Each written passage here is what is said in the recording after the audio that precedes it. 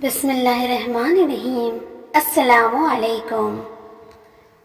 سفید بال اکھاڑنے کی کراہت۔ سفید بال اکھاڑنا مکروہ ہے کیونکہ عمرو بن شعیب اپنی سند سے روایت کرتے ہیں کہ آپ صلی اللہ علیہ وسلم نے سفید بال اکھاڑنے سے منع فرمایا اور فرمایا کہ یہ اسلام کا نور ہے۔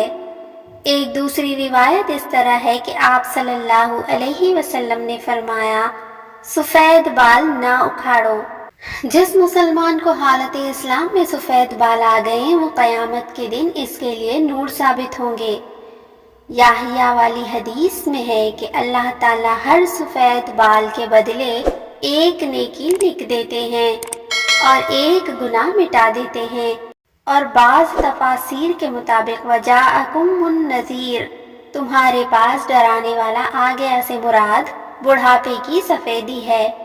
لہٰذا اس چیز کا ازالہ کیوں کر ممکن ہو سکتا ہے جو موت سے ڈرانے والی، موت کی یاد دلانے والی، خواہشات اور لذت سے روکنے والی، آخرت کی تیاری پر رغبت دلانے والی اور آخری گھر کی آبادی پر شوق دلانے والی ہو۔ علاوہ ازیں سفید بالوں کا اکھاڑنا تقدیر کا مقابلہ کرنا، اللہ کے کام کو برا سمجھنا اور اللہ کے فیصلے پر ناراض ہونا ہے، اور نوجوانی، شادابی اور جوانی کو بڑھاپے پر ترجیح دینا ہے۔ بزرگی، وقار اور اسلام کی قمیص سے کترانا ہے۔